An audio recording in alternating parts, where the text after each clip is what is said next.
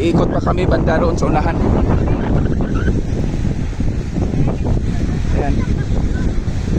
Ikotin namin itong buong Turtle Island. Yung bundok na nakita nyo sa camera guys, dyan kami nanggagaling kanina.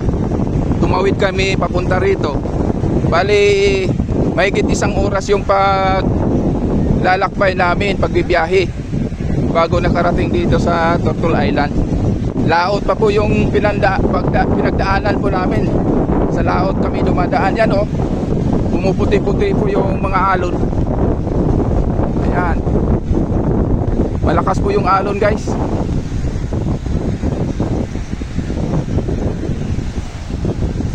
Yan, doon kami sa unahan.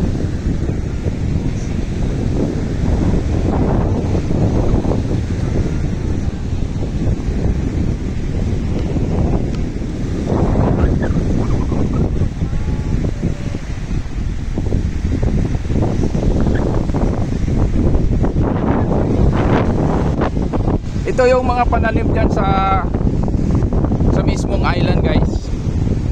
May mga iba't ibang mga puno ng kahoy. May niyog, may tinatawag nilang yung gagawing gagawing panig.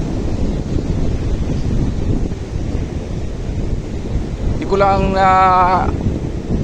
maisip yung pangalan yung totoong pangalan yan. Basta dito yan na yung mga tanim dito sa Turtle Island. Ang location po nito guys ay sa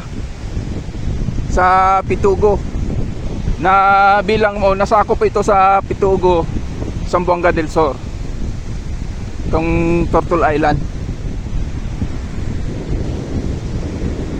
Medyo malaki-laki din ito guys. Nasa mahigit siguro mga 2 hektarya siguro ito. Ganun. First time ko rin dito, kahit taga rito lang kami sa probinsya namin sa Zamboanga del Sur. First time ko rin napunta dito. Dahil noong unang panahon dito, napaka-delikado ang lugar na to guys. Marami ng mga tao ditong pinapatay nila dito sa panahon ng mga barakuda, yung mga mga pirata. Kinikidnap nila ang mga tao minsan, yung mga taong ninanakawan nila, kinikidnap nila at dito dinadala. Tapos yung iba, pagka napagtripan, pinapatay nila dito.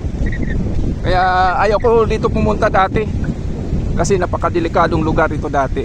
Pero ngayon wala na, peaceful na ito dito. Meron nang nakatira na nangangalaga dito. At laging pinupupuntahan po ito ng mga LGU, mga opisyalis ng lungsod ng Pitugo. Kasi sa Pitugo ito na pabilang. Kaya di na masyadong dito, kampante ng mga taong pumupunta dito. Yan lang muna guys, at tutuloy pa kami sa unahan. Continue na lang natin mamaya ang ating pagre-report.